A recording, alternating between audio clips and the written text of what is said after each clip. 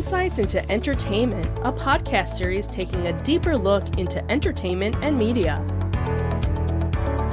Our husband and wife team of pop culture fanatics are exploring all things from music and movies to television and fandom. We'll look at the interesting and obscure entertainment news of the week. We'll talk about theme park and pop culture news. We'll give you the latest and greatest on pop culture conventions. We'll give you a deep dive into Disney, Star Wars, and much more.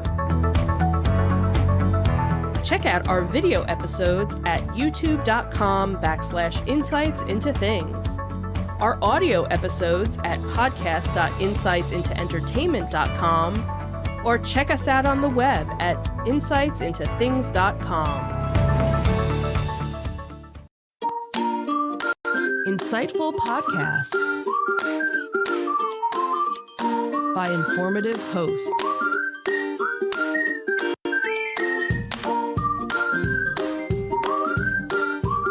Insights into Things, a podcast network.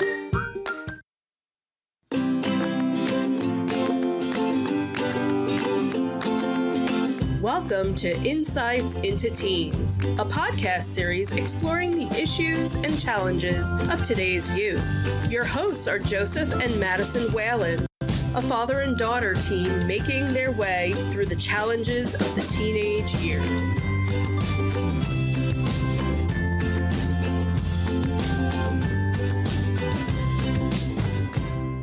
Welcome to Insights into Teens. This is episode 147, Dealing with Failure.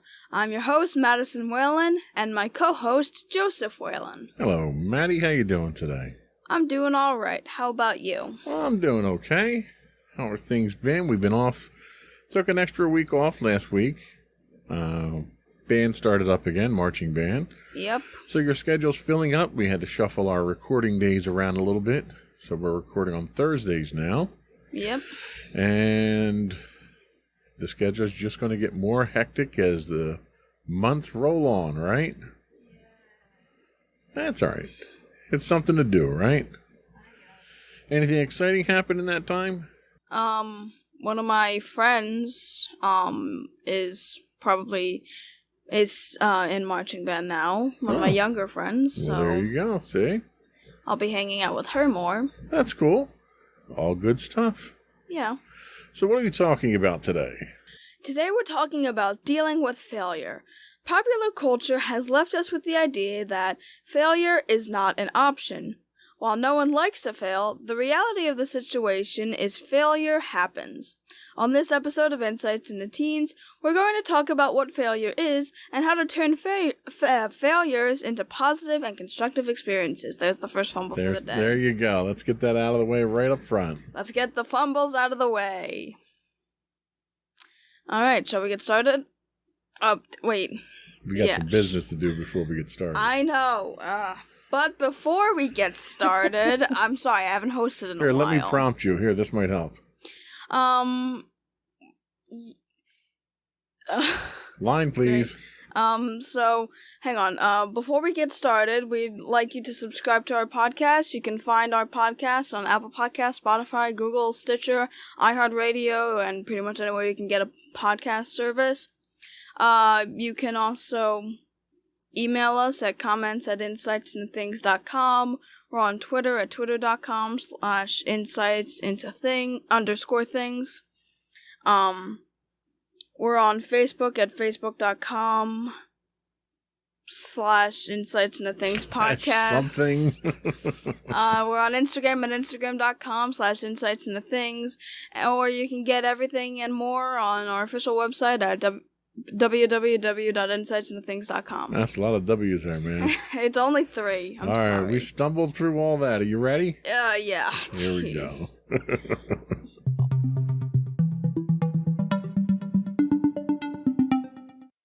So what is failure? And this research comes to us from betterup.com. So, a fairly common understanding of failure is setting a goal but not achieving it. We tend to believe that knowing whether or not you achieve a goal is fairly simple and straightforward. It's often based on data. But in truth, failure is often in the eye of the beholder. Imagine yourself in these 3 scenarios and whether you'd consider yourself to have failed. An experienced marathon runner sets a goal to run her next marathon in under 4.5 hours. This goal is a full 15 minutes shorter than her prior best time. She completes the marathon in 4 hours and 36 minutes, besting her prior record by 9 minutes. Failure or success? Well, I don't know. Coming from someone like me, just like doing a marathon is a monumental success. Walking a marathon in 4 days for me would be a monumental success. But that's one of those situations where you certainly did better, but you didn't hit your goal. So maybe it's not 100% success. Yeah. But it's more success than what you had been met with before. Yeah, you were able to not only reach your previous time, but overcome it slightly. Right. And it's a progressive type thing. Yeah, and technically thinking about it, you only finished 6 more minutes ahead of your original goal. Right. So you improved. You improved. And that's the important thing. Yeah. What's our next scenario? A senior director seeks a promotion to VIP and competes against other internal and external candidates. She receives positive feedback, but she gets told that the leadership team felt that hiring an external person would demonstrate their commitment to charge, failure, or success. Well, and this is a good one here. So in this case, what you wanted to achieve was a total failure because you wanted that position of VP. But you got praise. But what's praise going to do in that situation? Just put salt in the wound. Right. It's like, oh, you do a really good job, but it doesn't matter because we want to promote a certain image of change, so we're going to bring somebody in from the outside. So in that case, is it a failure because you didn't fail to get the job because you weren't qualified or they weren't the right person? The criteria prevented you from getting the job. Yeah. So in that case, failure was the only option because they weren't going to let you have that job no matter what. Yeah. So there's still a sense of failure, although there was nothing you could have done differently to change the outcome. Yeah. And what's our last one? Our last one is, a top young professional at an organization gets asked to prepare a slide deck for a high-profile meeting. He submits what he considers to be an excellent presentation to his boss. The boss praises the work, but substantially changes the slides before the big meeting. Failure or success? And this is another good one. So in this case here, you did everything that was asked of you. The boss changed what the presentation looked like, but I don't know if that necessarily means it's a failure in your part. Yeah. Because the boss could be going for a certain type of presentation, a certain style. He could be going for a certain type of reaction from the audience. He might know the audience better than you do. And him asking you to prepare the slides was because you knew the material better than he did. Yeah. So if he's presenting the same information, but in a different way, I would say that's probably a success, not a failure. Yeah. So let's finish up here, and then I can go on. So notice that the differentiator in all 3 of these failure analysis examples is an ideal we've set in our minds. Measuring goal achievement can be a subjective and political activity, and in each of these examples above, you can sense that the individuals tried hard and performed well in their efforts. Perhaps that common definition of being in failure mode as not achieving a goal isn't so accurate and straightforward after all.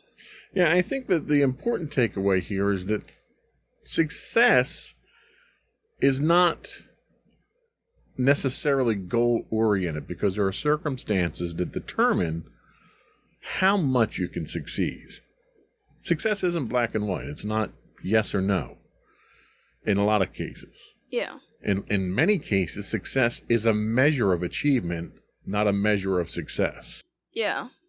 And I think the three examples they give you here are really talking, kind of hitting the point on that, where even though you don't, like, let's put it in terms of a high school, okay? So you may have a tough test coming up on a subject that you're struggling with, and you may be getting a B in that class right now. And you study and study and study with the hope of getting 100 on that test, which would far exceed where your current grades are. Where you take the test and you do pretty good on it, but you don't get 100, you get a 95 on it. Well, just because you didn't get 100 doesn't mean you failed. You've gotten far better than you've gotten on the previous tests. So again, it's that measure of how much you've succeeded. It's not a switch that you flip on and off. Yeah. Do you have situations like that where your measure of success comes in degrees, or usually do you find that your success or failures are, do or die, where if you don't complete something, then it's 100% failure? Well, yeah, I will say that. I actually had a specific scenario today, based on my presentation I was supposed to be doing in engineering. Basically, it was about the product life cycle of, in our case, a shoe.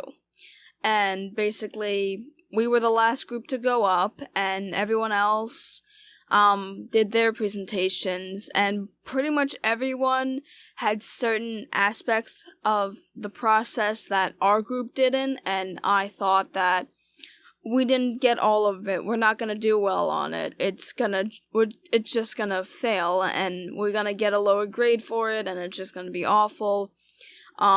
So basically, it was like 1 or 2 slides about like the manufacturing process and just the material processing, and basically we didn't include those. We kind of just included what we thought our teacher wanted, and it kind of made me think, oh my god, we've completely failed at this. We were supposed to do all of it and we didn't.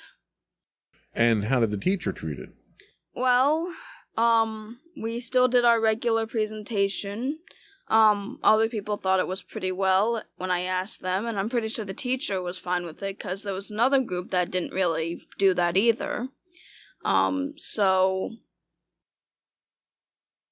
I don't think he thought of it as a big deal entirely. See, and that's the important thing, because a lot of times it's not just about whether or not you execute on what the ultimate outcome is, it's how you get there. And I've run into this a lot at work with my staff, where I'll task them to do something. And yes, the ultimate goal might be to upgrade a mail server, for instance. Well, doing that and then having all the prep work ahead of time. So, for instance, we're going through a similar situation now, where we're moving to a newer version of our mail server. And it was budgeted for 2 days of work to get done. And we had reached out, we're engaging with an outside vendor in this case here, and we engaged with them weeks ahead of time to try to line everything up. One of the things that I do is I have a tendency of planning things to the nth degree. And I like to have all my stuff planned out and ready to go, and I like to have backup plans in place, because nothing ever goes like you plan it in plan A. So I've got plan B, C, D, and E usually. And I had reached out to this vendor probably 3 times and asked them, hey, can you guys jump into our system, give it a once-over, make sure all the assumptions that you've made so far are accurate so that we're going to have a smooth transition. Well, that started last week. So our 2-day project is now finishing up its 2nd week, and it's not done yet. And it's because as soon as these guys decided to start working, they started running into problems.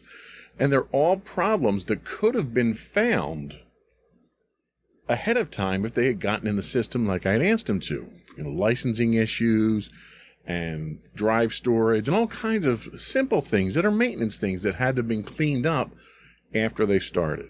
So ultimately, the end goal is going to be achieved. We're going to get this upgrade done, but the project, in my opinion, at least as far as this vendor is concerned, is going to be a failure.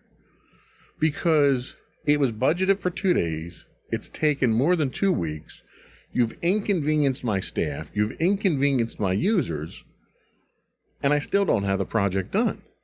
So in that case, it's not about getting the job done. It's about how you got that job done. Yeah. And now, we can walk away from this after this, and there's lessons to be learned from that. Okay, so the next time we engage, first of all, do we engage with this vendor again? Do I give them a second chance at the next project? If we do I insist that they get in there ahead of time? Do we check all these things ourselves ahead of time? We'll do an after-action analysis of this and figure out what went wrong, where it went wrong, and whose fault it was. And you do that not to point the finger at people. You do that so that this failure isn't a failure entirely. You do that so that you can learn lessons from it. Yeah. So based on that, it's kind of important that we redefine failure. Failure isn't always a yes or no. Did it get done? Didn't it get done? And you can reframe that by using different synonyms. And they talk in the research about several of these synonyms and how they apply. So the first they talk about is novice. So when you're new at something, success is less likely. Just as you can't set an expectation for a child to tie their shoes perfectly the first time or even the 10th time, you can't hold yourself to the standard of the expert when you're a novice. So you kind of have to put things into perspective. Yeah. If it's the first time you're doing this sort of upgrade, you have to expect issues. Yeah. When you try something new, take a beginner's mindset. Remind yourself that you're a novice and give yourself chances to improve. That leads into a learning opportunity. Fear of failure is one of the strongest inhibitors of learning. We fail at 100% of the things we never try. And we have a chance to learn at 100% of the things we fail at. So even if you fail at something, it doesn't have to be a negative if you can learn something from it. Mm-hmm. And one thing that we've said on this podcast numerous times is that we learn more from our failures than we do from our successes. That's what makes them worthwhile. Yep. The next, and we've addressed this on the podcast before, is perfectionism. If you have a strong perfectionist streak, you may label things as failures that really aren't.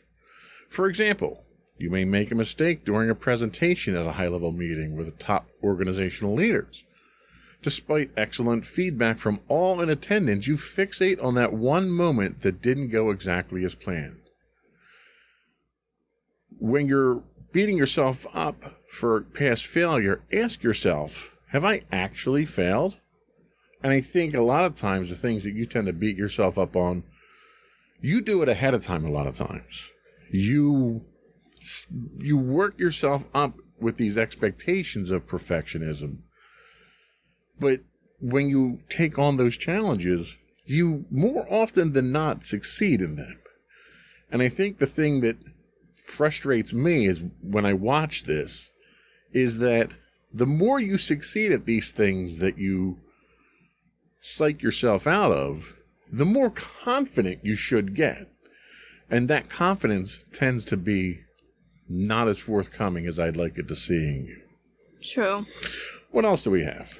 There's also systematic bias. Such biases are practices or beliefs embedded within a system that disadvantage different groups. In the modern workplace, systematic bias persists against people of color. They also persist against women, people with disabilities, and the LGBTQ+ community. For many of them, it can be the root cause of their perceived failure. There's also ambiguity. Our worlds are increasingly ambiguous and unpredictable. Who could have anticipated a global pandemic would break roots in 2019, upend the world of work almost overnight? Avoiding failure is nearly impossible in some environments, particularly those that are highly volatile, uncertain, complex, or ambiguous. When ambiguity is decreasing, the likelihood of a goal achievement, adjust goal targets, or pivot the business. There's also trial and error. A core principle of design thinking is the idea of failing fast and learning from failure. This mindset embraces failure as a natural part of the creative process. Trial and error provide the opportunity to continuously make things better. This is a concept that is, it's a philosophy that's embraced a lot in the tech world. And you'll hear people, Facebook has this philosophy and Google, and it's fail fast. So get out there with whatever this great idea is, put it out there, and if it fails, let's fail quickly so we can correct it and move on. And we run into this, in the development world too. When we prototype, we come up with a new idea that we want to put out there for our users. And the first thing we usually wind up doing is we theorize what we want to do and what the function's going to be, and we figure out what the pain points are that people have, and then we'll build a proof of concept. And what that lets us do is put that functionality out there in a limited fashion without investing too much development time. And you let people take a look at it. And people are going to go out there, they're going to poke around, they're going to click on stuff, and they're going to play with it. And if it falls flat on its face, that's great. That's exactly the time that you want that to happen, because that's where you can correct things without it being too costly. If those failures happen after you go to production with stuff, then it becomes very expensive. We talk about from an engineering standpoint. You're in an engineering course right now. What happens when you get out in the working world and maybe you're an architect for a construction firm and your job's to build a building? Well, you want those failures to happen on the first floor, because when they happen on the first floor, they're less costly, they're less dangerous, you're less likely to get people hurt than if they happen when the building's at the 30th floor and problems start arising. That's why they say fail quickly. What else do we have? We also have renewed motivation. Sometimes a small failure becomes the setback that sparks a renowned complement to a goal or project. You may have subconsciously put the goal on autopilot or become distracted by other priorities. And finally, there's being simply unfinished. The basic idea? Something that looks failed or broken may only be a misrepresentation of an unfinished process. Step back and look at the longer-term trajectory before declaring something failed. Now, this is a great one for anyone who does personal projects. Writing a story, making a movie. Let's take your movie that you were making that was an animated movie that you were doing, stop motion animation. Did you ever finish it? No. But that doesn't make it a failure, because how much have you learned of the creative process in going through and doing all that stuff?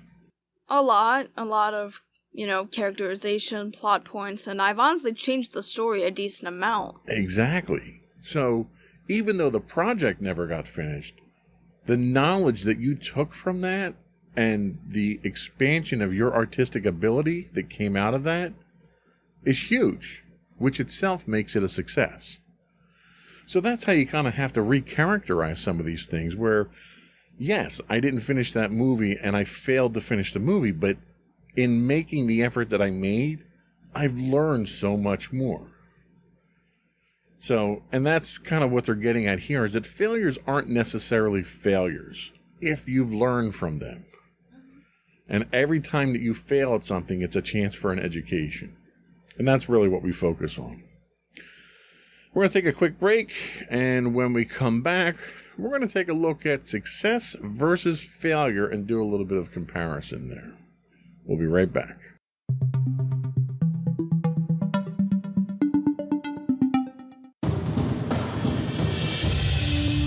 For over 7 years, the Second Sith Empire has been the premier community guild in the online game Star Wars: The Old Republic.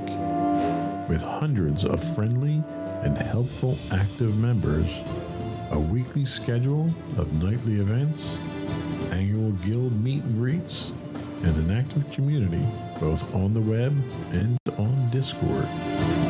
The Second Sith Empire is more than your typical gaming group. We're family. Join us on the Starforge server for nightly events such as operations, flashpoints, world boss hunts, Star Wars trivia, guild lottery, and much more. Visit us on the web today at www.thesecondsithempire.com.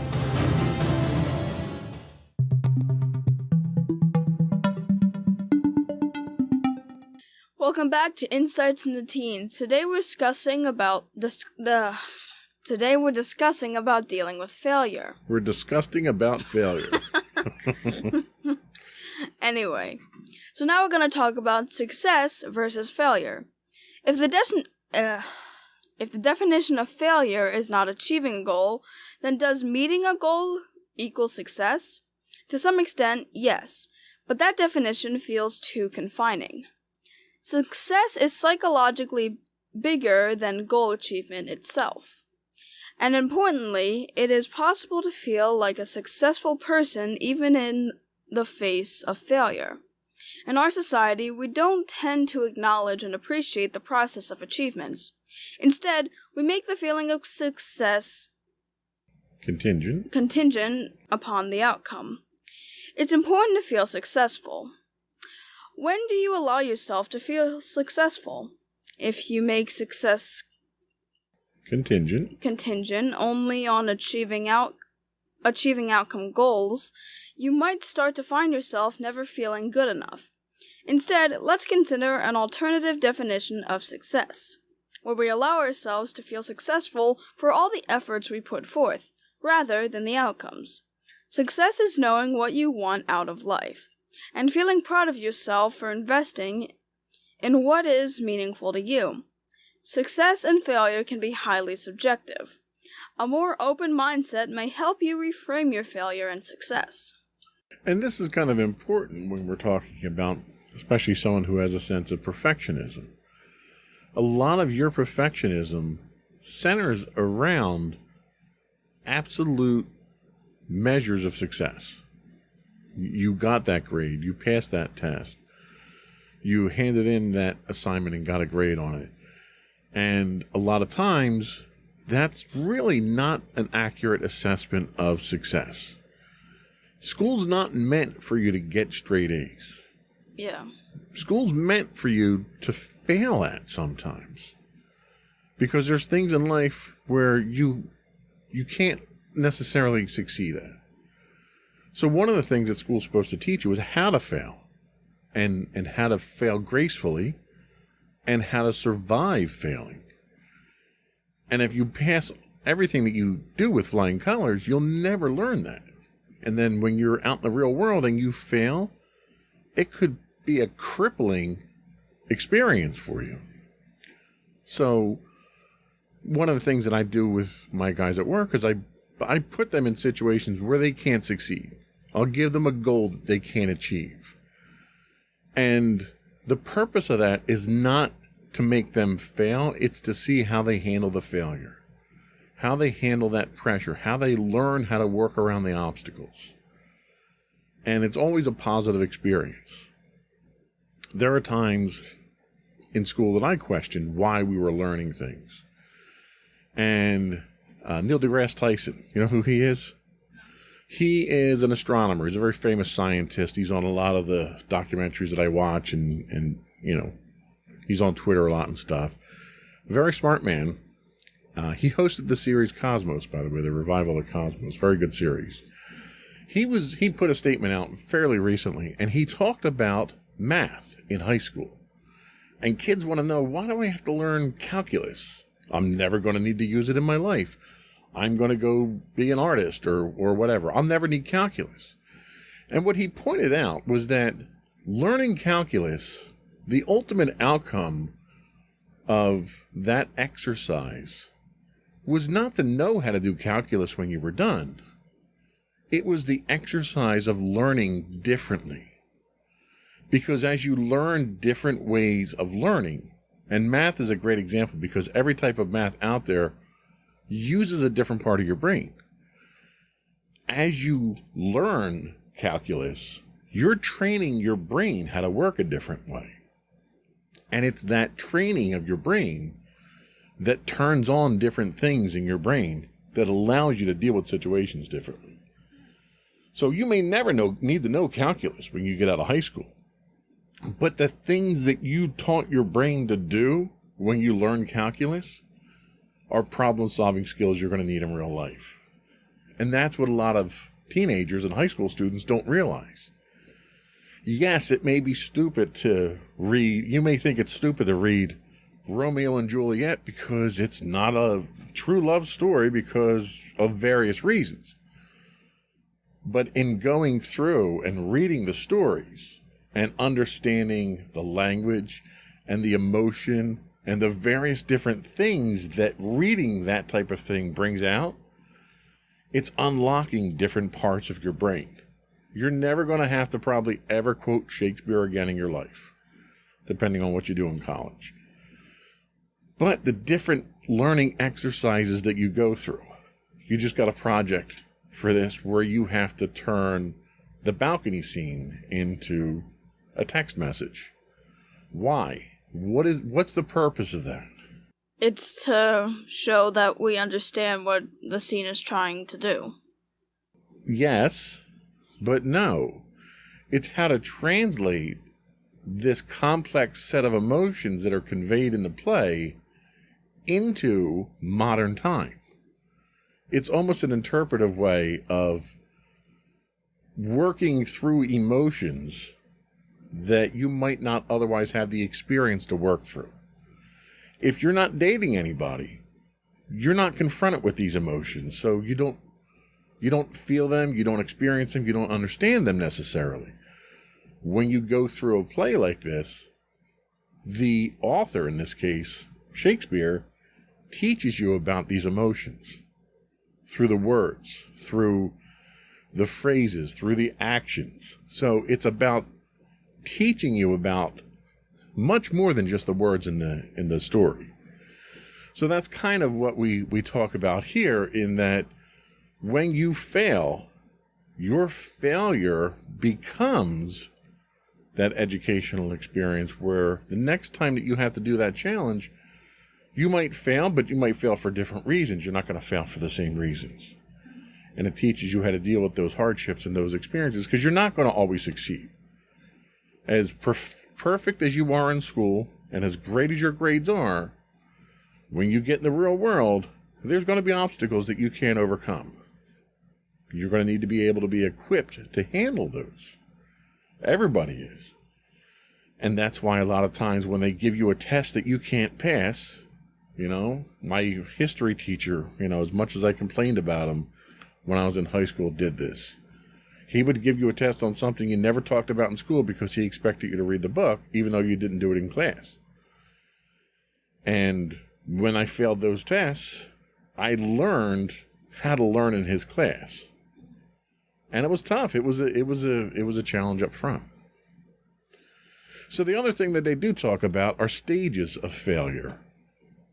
Over time, you may shift your focus to feeling successful from process outcomes. There's 3 stages of failure. Failure of vision is when you're not clear about what you want on your personal why, or your personal why. When you don't know what you want out of life, or if you're not feeling purpose and meaning in your life, then you might have a feeling of failure of vision. This is where looking inward and focusing on your own well-being can make a difference.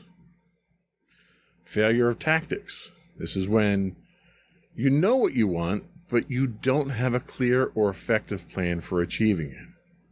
For instance, maybe you failed to complete a project because you only have a general sketch and not a master plan.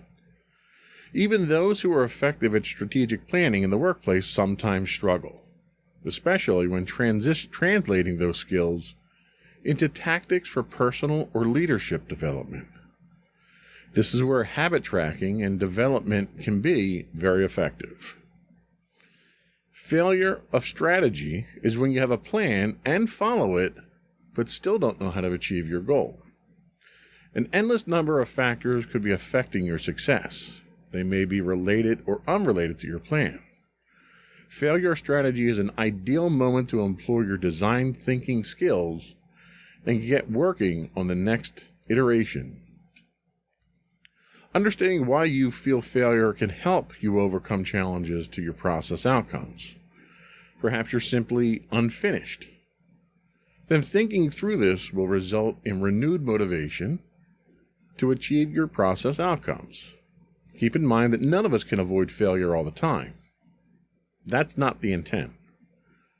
We live in a world where our successes as individuals and teams depend on us learning more and faster to perform better.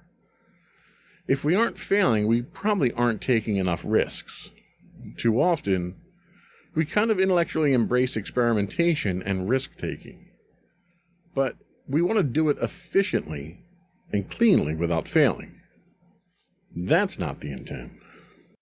The intent is to be resilient in the face of failures. A resilient person will use these strengths in service of goal achievement. The first is self-compassion. Show kindness toward yourself and others involved in the failure. Focus on empathy and creating the failure and keeping the failure in perspective.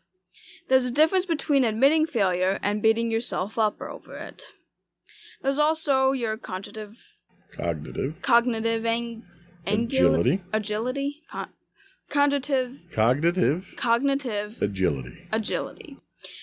Be willing to quickly learn from failures and pivot to new opportunities. There's also a growth in mindset. Take a learner's approach with a non-judgmental stance. By default, we respond defensively or cast blame. Instead, reflect deeply and try to understand how to be different going forward. There's also problem solving. Stay curious and creative. Collect data to inform decisions and next steps. There's also purpose and meaning. Don't have regrets. Reconnect with the larger meaning behind the goal and use that to drive new approaches. And finally, we have recognition. Appreciate the efforts that you and others have dedicated thus far. Feel successful by weighing the process as much as or more than the outcome. And I think that kind of touches on all the points that I had talked about there, is that it's a process. Failure is something that happens, but it's something that we can turn into something that's constructive. And you can't beat yourself up over. Yeah. We're going to take our last break here. We're going to come back, and we're going to talk about learning from failure. We'll be right back. All right.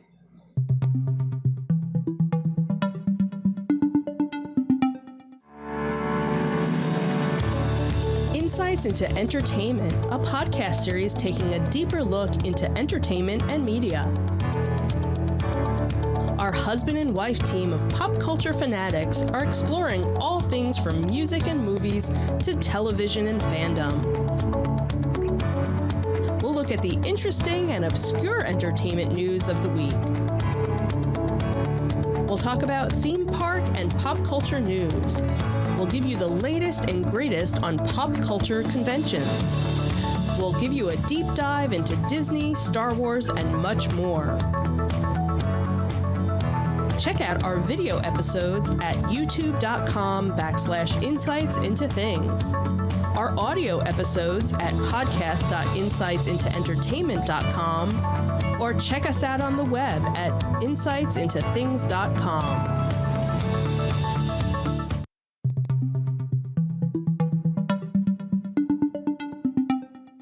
Welcome back to Insights into Teens. Today we're talking about dealing with failure. And now we're going to talk about learning from failure. So, as we always like to say, failure is a great teacher. It can be a valuable lesson for us in the long run. We should be able to examine it and take important lessons away from it. Performing a failure analysis and looking at the root causes of our failure is a key way of learning from failure. This is particularly true if you suffer a complex failure where the reason for failure may not be immediately clear. It's nice to know what we are doing in our jobs or business. But failure feedback gives us something equally important, a learning process or teachable moment about what we are doing wrong as well. Often, small failures early on in a project can almost be like an experiment. These failures can create intervention that leads to future success. This is one of the things that I do a lot at work, where I have 2 different teams that report to me, and it's my job to point out not just failures, but where they can improve. So a lot of times I look like I'm overly critical. I appear overly critical sometimes to my team. And I have one employee who kind of hits it accurately description on me. And he says, I'm firm but fair. I don't unfairly criticize people. I don't nitpick. But areas that there can be improvement. Like one of the things I try to do is I always try to empower my teams.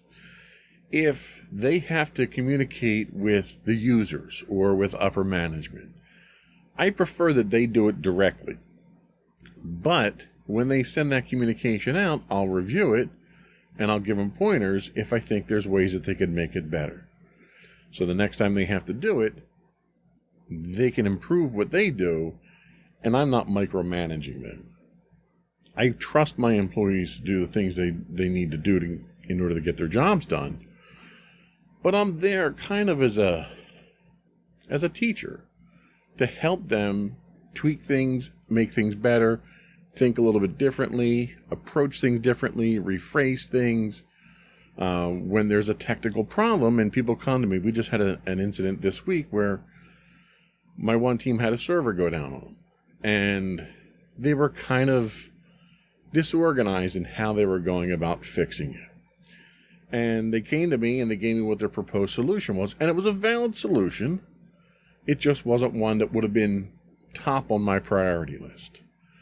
So I kind of talked them through the process of what our priorities are, what we need to do first. Based on what we need to do first, let's figure out what the best solution is to try first. And ultimately we came up with 4 different options. Their solution was one of those options, but it was number 3 on that list. We never had to get to it because number 2 on my list turned out to be the solution, and we were able to get things back up and running. But it taught them that process of, okay, a server's down, it serves a certain function. How do we fix this? How do we prioritize a solution? They kind of did it, but they didn't do it as effectively or as efficiently as I would have liked them to. Walking them through that process, they now have learned that. Did they fail to do their jobs? Absolutely not. They just learned a better way to do it in the long run. Mm-hmm. So what we do after things like that is we'll perform a failure analysis. And there's several different frameworks that you can use for failure analysis. One of the most popular is the FMEA, the Failure Mode and Effects Analysis. Performing a failure analysis allows you to calculate the risk priority number, the RPN, for a process. An RPN is based on the severity, occurrence rate, and detection rate of different challenges that may arise in your business processes. One other thing that we add to our risk analysis is the overall impact. Is it affecting one user? Is it affecting a department? Is it affecting the entire company? Is it production down? Is it mission critical production down, I should say? Is it an inconvenience? So it has to be an impact analysis along with it from our perspective. So to perform a process failure analysis, there's 10 steps that you need to know. The first is to review the process, brainstorm potential failure modes, the root causes of the problem, list potential effects of each failure, assign severity rankings, assign occurrence rankings, assign detection rankings. We would then assign our impact analysis ranking, calculate the risk priority number, develop an action plan, take action, calculate the resulting RPN, your risk priority number, at that point in time. And then the third thing that we'll do, or the last thing I should say that we would do, is after the problem's fixed, we'll go back and do a deep dive on the process itself, and we'll figure out what we can do in the future to either prevent that failure or improve the process itself, and how we can be more efficient at solving that problem in the future. And it's not something that we're going to change policies or anything, but that thought experiment itself is that educational feedback loop that I like to keep my guys kind of working in all the time. They say if you want to take a more structured approach to learning from your model, these steps will guide you through the process. So, what should we take away from failure? Well, the biggest thing is probably that failure is not inherently bad. On the contrary, most failures provide amazing opportunities to gain new insights about yourself or your work. And some failures even create the opportunity to be triumphant. We are working and living in increasingly ambiguous and fast-changing systems. We will all have to get more comfortable with making mistakes and learning to fail better. Learning to fail is a skill we can all practice.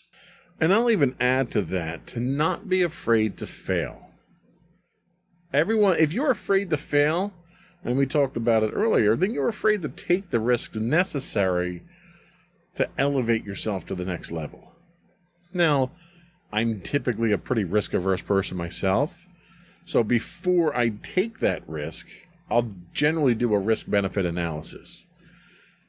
And that's basically sitting down and figuring out if I take this risk, is the benefit going to outweigh the potential for the detriment?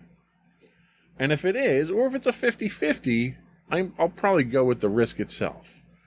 And that's sort of where we came up with those 4 solutions for that server failure that we had this weekend. What are my risks? Okay, well, my risk is this server's not going to come back up. It's a hardware failure. We're never going to get it back up. We're never going to get a backup of it. And that was the determining factor in what direction we went, because we didn't have it in the backup system. So we had to get it back up in a certain way so that we could then take a backup of it, and then with that backup we had different options. So don't be afraid to fail. Everybody fails. Learn how to fail gracefully. Yeah. That's the important thing. We're going to take a quick break, come back, and get your closing thoughts and shout-outs if you have any. Alrighty.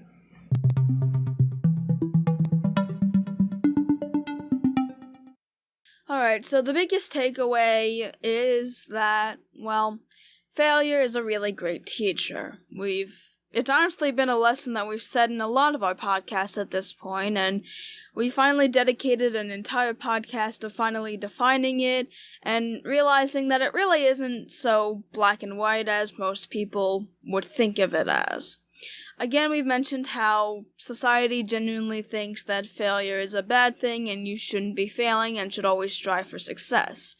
However, when you do actually fail, it's normally a learning process, and everybody's gonna fail. It's not impossible to not fail. When you do fail, you should strive to get better. And like we always say, you learn more from your failures than you do your successes. Very good. Sage words as always. And I think that's all we had for today. Before we do go, I would want to once again invite you to subscribe to the podcast. You can find audio versions of this podcast listed as Insights into Teens. You can find video versions and audio versions of all of our podcasts listed as Insights into Things. We're available on Pandora, Castro, Stitcher, Podbean, Buzzsprout, and pretty much any place you can get a podcast. I would also invite you to write in, give us your feedback. We'd love to hear how we're doing. Give us your suggestions for show topics. You can email us at comments@insightsintothings.com. We're on Twitter at insights_things. You can find high-res versions of our videos on YouTube at youtube.com/insightsintothings. We do stream 5 days a week on Twitch at twitch.tv/insightsintothings. Or you can find links to all that and more on our official website at www.insightsintothings.com. And you. And don't forget to check out our other two podcasts, Insights into Entertainment, hosted by you and Mommy, and Insights into Tomorrow, our monthly podcast, hosted by you and my brother Sam. Well done. That's it. Another one in the books. Bye, everyone. Bye.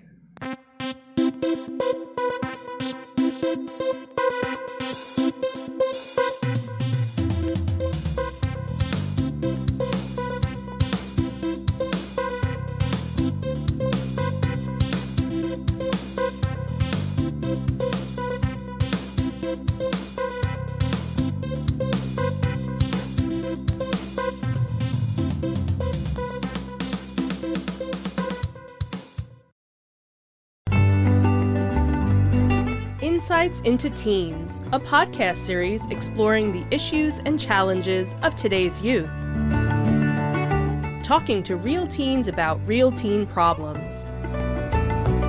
Explore issues from braces to puberty, social anxiety to financial responsibility. Each week, we talk about the topics concerning today's youth.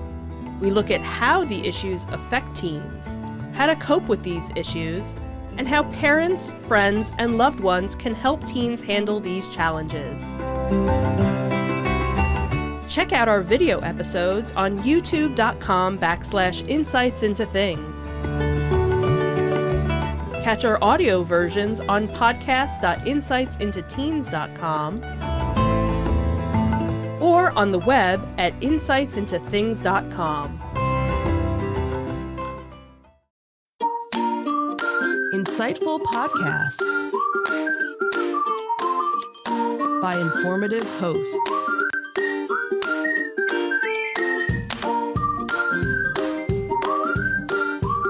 Insights into Things, a podcast network.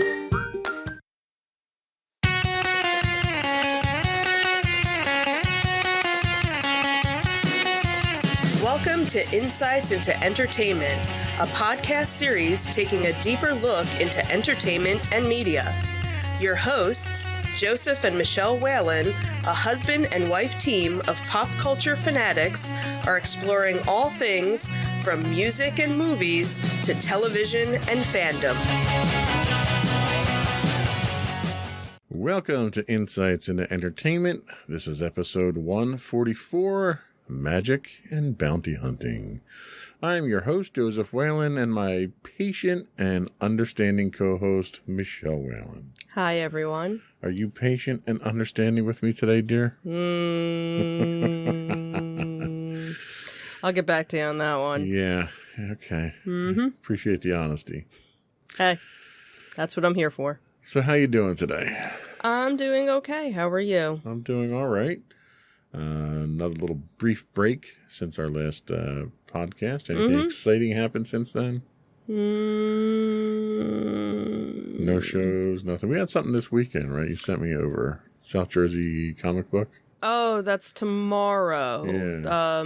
It's the little South Jersey Frankenstein, whatever. Yeah. They've had it in different locations. It happens to be at the Swedesboro Holiday Inn. Yeah. So didn't know if we wanted to do that. We might venture out for it. Yeah, unfortunately, we were supposed to have something this afternoon. Right. That which was supposed to have been last week, but because of the weather, it got pushed out. And unfortunately, it's another crappy rainy day here in South Jersey. So, yeah, no outside again So that was today. going to be our Labyrinth Day, Yeah. which we do each year. Yeah, our annual venture to Souther Jersey. Our pilgrimage to the woods of Woodbine or so Yeah. unfortunately that had to be That's canceled. my one chance a year to take the drone out and take Yeah, some I aerial know. photography. And you do such a great job with that too. So I'll yeah, have to unfortunately, yeah. So well. another time. I'm sure we'll make up for it. Yeah. But that's not what we're talking about today. No, it's not. No, we already talked about that. Okay. Today in our Disney Detective, we'll take a look at Magic Band Plus and some of the exciting new things they can unlock coming to a theme park near you. In our Tales from the Edge of the Galaxy, we'll take a look at an innovative new documentary coming out about the famed special effects house, ILM. And then we'll finish up with our review of Doctor Strange in the Multiverse of Madness, our first attempt to venture out to the movie theater after the pandemic. Well, it wasn't an attempt. We did it. Well, yeah, I mean, we attempted it, we succeeded. Our first successful outing into a movie theater since 2019. Now, whether or not it was worth it or not, we'll talk about it. And yes, it'll be spoiler-ridden, so... Well, only late spoilers. It's not too spoilerish. If you haven't seen it, and I would... I don't think I don't have anything in the script that doesn't appear, with the exception of one thing, that doesn't appear to some extent in the trailer. All right, well, here's your warning anyway, just saying. We'll give you another warning when we get to it. Right, so, we're not giving away the plot or anything like that. Right, but still, some people... And I'm vague in the spoilers that I do give. All right, we'll see. All right, there's only one name drop in here that's not in the trailer. Okay. That is the only real spoiler. Okay, so that's your first warning. And he doesn't even show up in the movie, so it's not a spoiler other than he doesn't show up. Okay, first spoiler of your warning. So. All right. But before we do that, I would want to invite our listening and viewing audience to subscribe to the podcast. You can find us listed as Insights into Entertainment for Audio Podcasts, or you can find audio and video of all the network's podcasts listed as Insights into Things. You can find us anywhere you can get a podcast, Apple Podcasts, Spotify, Google, Stitcher, iHeartRadio, etc. I would also invite you to write in, give us your feedback, tell us how we're doing, tell us what you don't want us to talk about. Give us your suggestions. Don't tell us about spoilers. Give us your suggestions for shows to plug in your area. You can email us at comments@insightsintothings.com. You can hit us on Twitter at insights_things. On Facebook, we're at facebook.com/insightsintothingspodcast. On Instagram, we're at instagram.com/insightsintothings, where you can get links to all those and much more on our official website at insightsintothings.com. Are we ready? Sure. Here we go.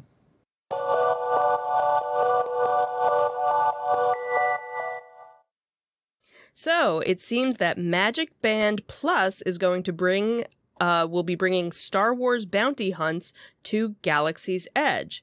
So if you're like us and have made numerous trips to Disney World since they introduced their Magic Band service, you probably have a wall full of Magic Bands that you got for free. In recent years, Disney has stopped giving away the costly RFID tag holding items and instead forced you to pay for them if you wanted to. Now, you don't actually have to get them, so do want to preface that. That wasn't so bad since you could reuse all the ones that you already had and you didn't need to get a new one. Well, that might be changing with the introduction of the Magic Band Plus. The new Magic Band Plus is a wearable device similar to the original Magic Band, but these connect to the Play Disney Parks and My Disney Experience apps in both the parks and the hotels. So the initial implementation, which was demonstrated for journalists on May the 4th for Star Wars Day, was obviously Star Wars in nature. The band would allow you to pick up targets from a job board in the Galaxy's Edge area of Hollywood Studios. Using the Magic Band Plus and the app, you then play a game of hot or cold to find a bounty randomly assigned to you. You could be searching for droids, different species, or other scum and villainy around the specially themed area. As you would get close, the band would start to blink green, and as you got further from your target, it would turn red. So the Play Disney Parks app is there to keep you moving in the right direction, so it's not too difficult. And then you can also drop your current target and pick up another one at the job board at any time. So the Magic Band Plus isn't just tied to Star Wars. It'll also be able to interact with the Fab 50 statues that they have throughout the parks, and there will also be light interactions during nighttime events. And also, it's supposed to be compatible with Amazon's Alexa if you're using it in the yet unavailable Hey Disney Assistant. So how much is this entertainment or this enhancement experience going to cost? That's always my question when it comes to Disney. Disney hasn't released a price on the new bands just yet. Existing bands cost around $30, but vary depending on design. The Walt Disney World News Today blog apparently spotted some new ones on sale for $30. Apparently they were inadvertently put on the shelf early and quickly taken down. The new models are battery-powered, they're rechargeable and come with a USB charger. It's unclear how long the charge will last, but obviously it will depend on how much you're using them. If you're bounty hunting all day in Galaxy's Edge, they're not going to last all day. Fortunately, the bands are waterproof in case you forget you have one on and decide to go take a dip, which we used to do with the old Magic Bands quite frequently. They're practical but stylish. At launch, there's expected to be 16 designs. Some will be solid colors, others will have characters and designs, and yes, you can get a Baby Yoda themed one. There are plans to bring the service to California's Disneyland, but no date has been announced. So what do you think of these? Do you think that this is the next evolution of this? Do you think that it's another money grab that we don't really need? I think the biggest thing, too, is that, okay, so now you have to charge it. Right. So you're going to have people that are going to forget to charge it, I'm sure, just like with their phone or whatever. So the other thing, too, is does it still work as your Magic Band, even if it's not charged? And that's a good question. That was unclear in the research that I did for the Right, article. because the thing is, when you're at the park, if you're a resort guest, that's your room key, that's your charging benefits, that's your park tickets are linked to it. That's it was your Fast Pass too. I'm assuming you still need to scan with Genie Plus, right? Right, So you because still have again, that. everything is tied to that. So that would be my thing: is what is it just the fact that it doesn't light up? Right. Is that what the power is for? As we had talked before, I remember when for the 100th birthday celebration of Walt Disney, they had these special pins that you could buy. And the idea behind the pin was that they would be interactive. Right. So if you'd go on certain rides during certain scenes, there would be some RFID reader and your pin would start to light up. Or if you were watching the fireworks, they'd go off too. And it got to the point on some rides where people would just cover it up because it was kind of annoying in some respects. So, well, and it's similar to the mouse ears that they had tied to the one light show too. Right, because with the mouse ears, they were only tied to the light show. They weren't tied to anything else. So, and that's one of the things you're saying is that this is going to be tied to some of the fireworks shows, some of the light shows. Right. So you'll have interactions while you're watching these things. Right. Too. So I could see, because obviously, again, we've gone, throughout the years and so many times. So they've had these kind of scavenger hunt games that were always free. You never had to pay for them. So now it's like, all right, so if I want to play this game, can I just use my phone with the app, or do now I need... That's another interesting aspect to look at this. Because... Right. So do I need to have this cute new Magic Band? Now, fortunately, we have the two versions of the Magic Band. The original, which was, just one band, and then the second version that they came out where it had... You could extract the RFID. You could extract it, and they made things so that you didn't have to actually wear it. You could have it as a keychain. We ended up finding somebody online... The watch band holders. That made it so that for people that actually had a smartwatch, so that this way, you're not wearing all these, so many different things on your wrist. So we have it. So we just put it on, our watches so that, you don't have to be bulky. So, again, it's another thing to add to your wrist. So many people, again, have smartwatches. Are they going to really want to, Well, and it's interesting because we've talked about the Genie Plus replacement for FastPass and how it's so phone intensive that there was a concern of people having to charge their phones. So not only do you have to worry about charging your phone, you have to worry about charging your Magic Band throughout the day too. Right. That might be a little much for most people. So, obviously we'll get to kind of see firsthand because, spoiler, we're actually Yeah, we'll be down there this summer, so we will be down there towards the end of August. Right. Last minute kind of decision to. So we'll have a review of that Yeah. and all things Disney when we come Yeah, back from that. we did decide to try Genie Plus for 2 of the days that we're going into the park. So This could be the trip that completely turns me off from Disney. That's one possibility. So and honestly, I wasn't even expecting to go at all this year. I figured if we were going, it was going to be sometime next year. So surprise. So more in depth. Yeah, we'll have a deeper report on these, and they haven't even officially launched yet either. So Right, they're still so- in testing. Right. So we'll see how this goes, and if And I'll we bet you one of the biggest concerns that they do have is the charge time on these. right. So right. they're probably doing some full day tests on these right now. Right. So, and maybe by the time we get down there, we'll get one and see. But the nice thing was, when I was going through our reservation, it still has all of our magic bands linked. So we just have to make sure to, that we have some of them with us. I'm gonna edge on the side of this is Disney, so this is probably just another money grab. Yeah, I'm sure. Until they prove otherwise. Yeah.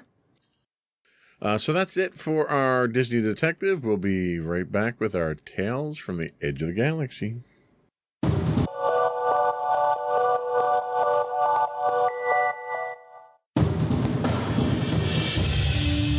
For over 7 years, the Second Sith Empire has been the premier community guild in the online game Star Wars: The Old Republic.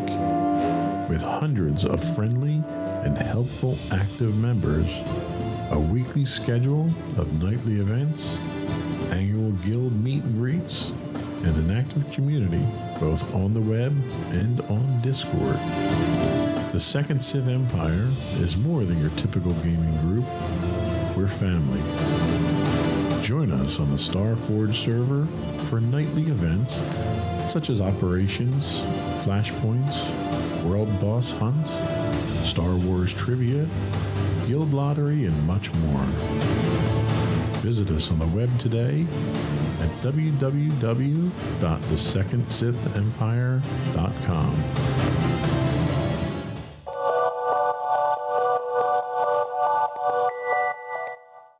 Star Wars and industrial light and magic have gone hand in hand for nearly 50 years.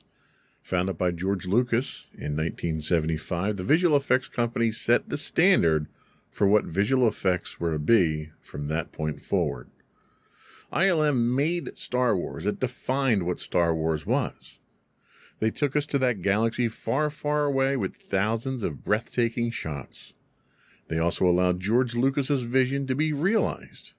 ILM was so prolific in the movie-making business since its inception that it's had its hand in countless movies, many of which audiences aren't even aware of. Throughout the history of industrial light and magic, they defined the standard by pushing the envelope repeatedly. It all started with the original Star Wars. Special effects to bring Lucas's vision to life didn't exist at the time. ILM literally wrote the book on it as they made the movie. While the special effects didn't make the movie, they were instrumental in generating that illusion that let audiences suspend disbelief in a way they were never able to before. ILM has continued to that pioneering spirit through the decades. The first CGI used in movies was done by ILM. They continued their groundbreaking work on Mandalorian with their revolutionary new way to shoot on a soundstage with the volume. The digital recreation of young Luke Skywalker brought movie-making technology leaps and bounds further into the future. For ILM, nothing was or is impossible, or there are no boundaries except their own imagination. While the product of their work has been nothing short of spectacular, the science and engineering to achieve that work is equally amazing. Fortunately, a new docuseries is coming to Disney Plus that will give us a peek behind the curtain at how some of this magic is made and what we can expect to see in the future. Set to debut on the streaming platform on July 27th, fans are expected to get a first look at the series at Star Wars Celebration this coming May. A detailed dive into the incredible science of movie making that ILM is creating is long overdue. So whether you're a fan of Star Wars or just a fan of filmmaking, this series is sure to have something to offer everyone. Lawrence Kadish, the famed Star Wars screenwriter, is helming the project and is the perfect choice for the role given his storied history with the Lucas family. Working with Ron Howard and several masters from ILM, the new series entitled Light and Magic will be as epic as the creations that the ILM team have given us over the years. Presented by a surprise panel at Star Wars Celebration later this month, we can expect filmmakers to give us a deep dive into the ILM history. We're still waiting on a trailer for the show, but I'm sure will drop sometime around Celebration, if not sooner. The panel is scheduled to open the convention on Friday and will likely steal the show. Its in-depth events, depth events like this that look to inspire tomorrow's generation of filmmakers. Exploring the company's past with current projects and technologies and giving us a peek of the future of filmmaking, this is sure to be a must-watch event of the year. And if nothing else, Disney Plus has done a fantastic job in the documentaries that they've done. Oh, absolutely. One of which is the Boba Fett one we still have to watch. Yeah, I think we actually have a few different because they continued with a couple of the other series with new episodes. Yeah. We need to spend like a week just watching all of the different documentaries. Yeah.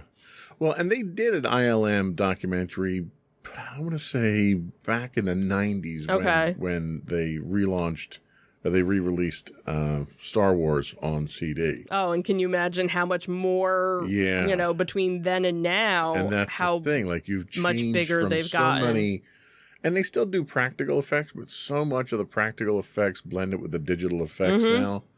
Like they mentioned in the research about the volume, like just the effect that you get. And not even, I'm just talking from what the audience digests in that is the realism that you get from having this digital soundstage.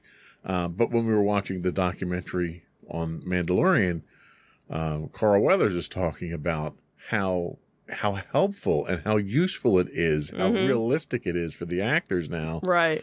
Where you can shoot on a soundstage and instead of, interacting with a puppet or a stand-in, a proxy on stage, you're interacting with something that's literally there. Right. Or instead of having like the green screen, because that was the big thing with the prequels, the Star Wars prequels, when you saw anything from behind the scenes, they were basically on a green soundstage. There was nothing. Right. Everything was there. overimposed with digital.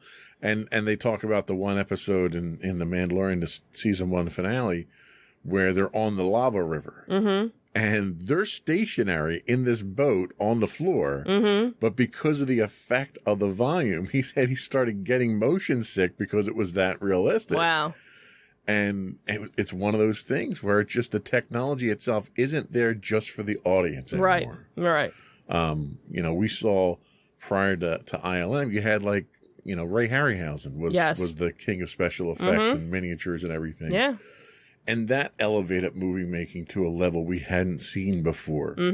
But what ILM does now is just incredible. Yeah. And they really set the standard for it. And like you said, it's not just the Star Wars movies or Disney. Any movie that has any sort of special effects, if you sit and watch the credits. Sit through the credits. ILM is mentioned like and Skywalker sound too. Yeah, 90% of the time. The two of them, basically make almost every movie, out there these days. The original computer graphics that were featured in The Abyss were ILM before anyone had ever thought of doing anything like that. Animating water. Right. How do you animate water? And they figured out how to do it. Yeah. The liquid metal features from Terminator 2. That was ILM. Like all the amazing stuff that wow you at the theater is ILM. And then everyone else comes in and just reuses those techniques over and over. Yeah. So I'm looking forward to this. I think this is going to be a great series to watch. It didn't say how many episodes it was going to be, but I suspect it's going to be one of those ones where they're going to drop a block of couple, episodes, yeah. and then you might see them come back with more feeding Yeah, into that I could see series. that. Yeah. So anyway, that was it for our Tales from the Edge of the Galaxy, and we'll be back in a minute with our review of Doctor Strange and the Multiverse of Madness.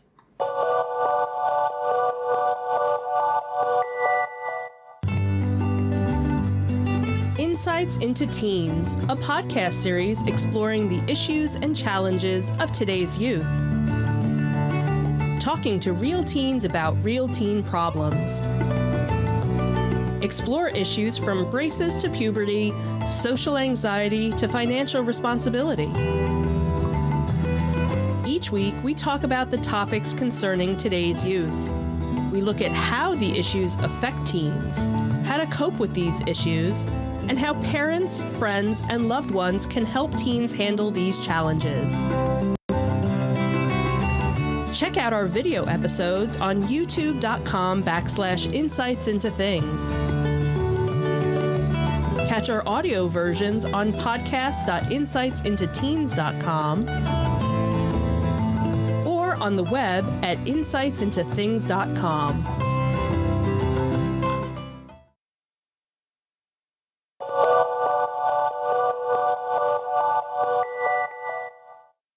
So our first attempt to go to the movie theater since 2019, and we chose to end our exile with Doctor Strange and the Multiverse of Madness.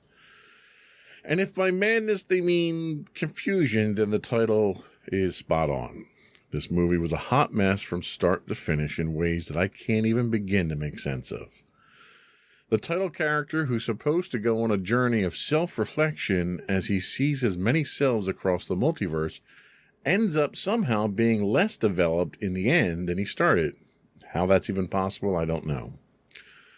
We see another familiar character evolved into the quintessential evil villain in the first 10 minutes of the movie, eliminating any sense of surprise or suspense.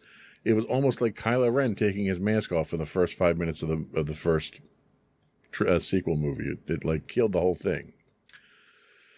A villain, I might add, that we're supposed to feel sympathetic towards by the end of the movie, despite the fact that the character has once again fallen into the same foibles they've delved into in the past. You have cameos galore, and ultimately, within the first few minutes of those cameos, the unnecessarily brutal deaths of those characters, all of which amount to nothing because it happens in a different universe. On top of this, the entire movie is smothered under so much CGI, it's like a scoop of mashed potatoes with a gallon of gravy on top. Just way too much CGI, and it shows in the actors' performances. In the end, I'm left scratching my head wondering what was the point of the movie. Where did it take the overall MCU story? Where does it go from here? And ultimately, I'm left wanting. We had just talked about CGI and how it enhances it and using the volume and all that stuff. And clearly, they did all this stuff on a green screen because the actors' portrayal of so much stuff that's happening on the screen around them is so muted because it's on a green screen. And you can tell when you have too much CGI because on the screen when you're watching this, you have all kinds of crazy stuff happening and you have an actor focusing on one point. And it really detracts from it. What are your thoughts? I didn't think it was that bad.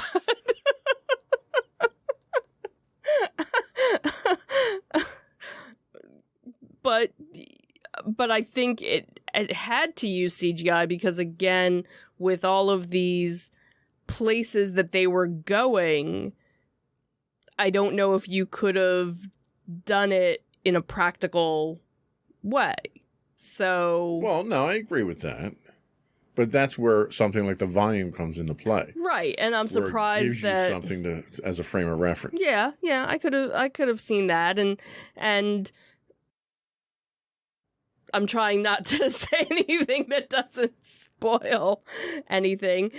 Yes, it did kind of, leave your head scratching at the end. Okay, what was the point? But it almost seems like you have to watch the next one to understand what the ramifications of everything that happened in this movie were. Okay, I'll buy that.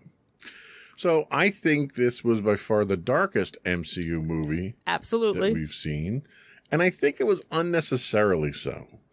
You know, the darkness in this movie was undoubtedly a trademark of the director, Sam Raimi. But it didn't add anything to the movie to help the movie or the plot along or make you feel anything.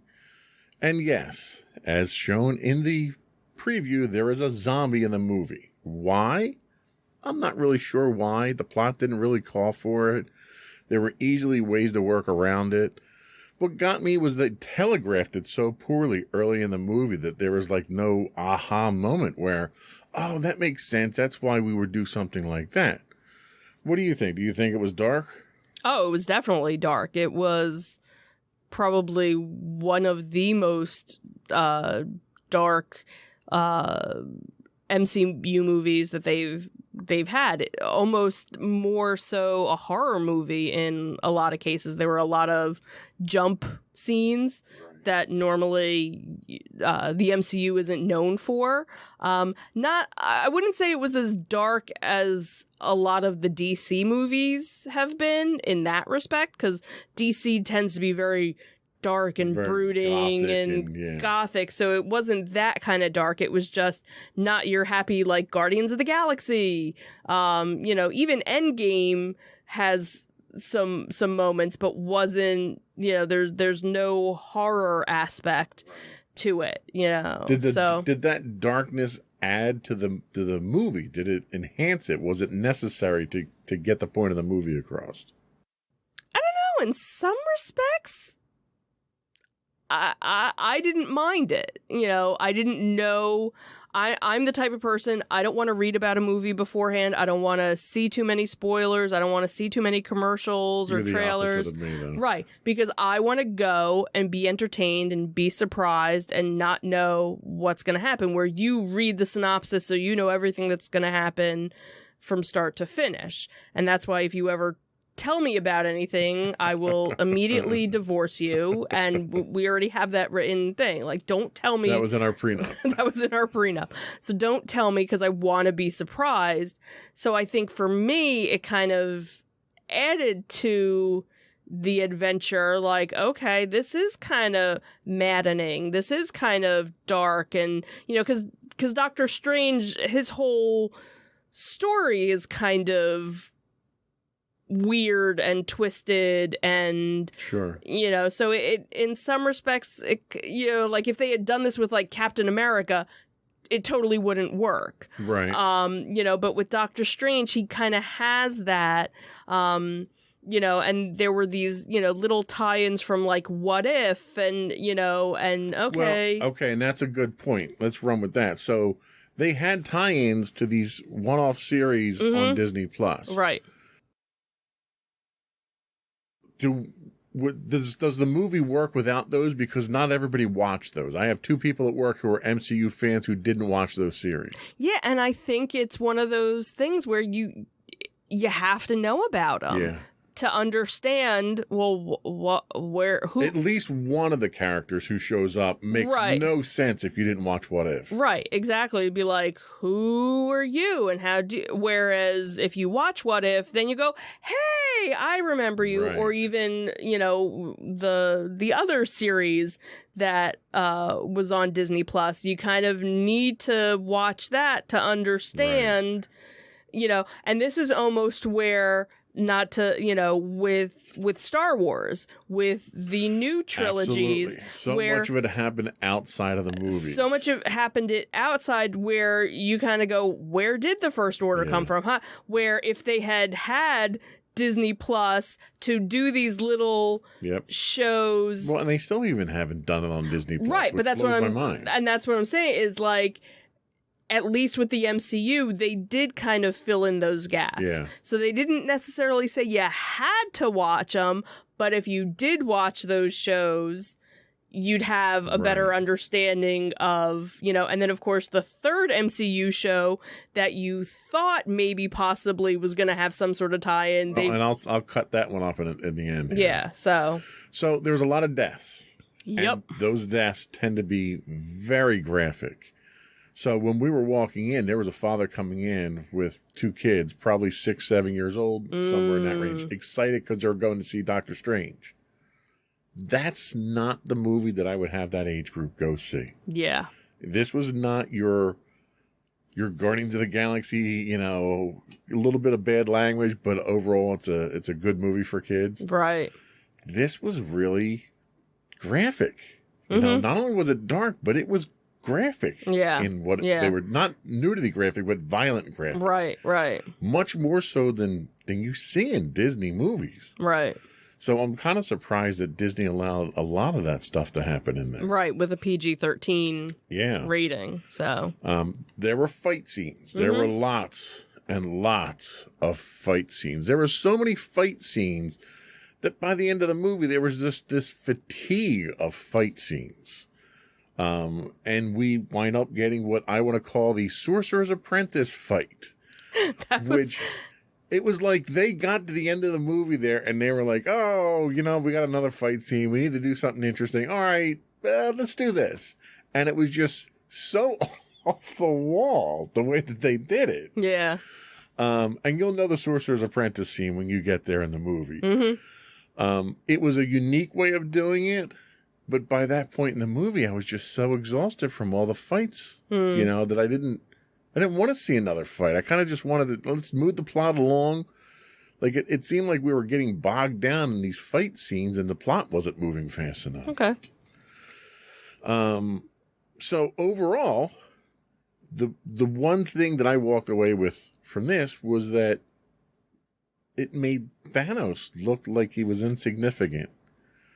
You have one person who literally tears through the equivalent of the Avengers within 10 minutes. When it took the Avengers, 2 movies to beat Thanos, it just made Thanos seem insignificant. Like, I know you kind of have to build the next villain up, and you have to have the next big villain for the next phase of the thing, but, this person who was the bad guy here could have literally torn Thanos into pieces, into ribbons. So it kind of detracts from the accomplishments we've seen already in the MCU. I don't know, because Thanos killed a whole lot more people, but, did it in a snap. But he only did that because he had the glove. Right. Because he wasn't all that powerful without it. Every time someone fought Thanos, they lost. Thanos beat the Hulk up. Thanos beat Thor up. Thanos beat everybody up. Right, but Thanos didn't...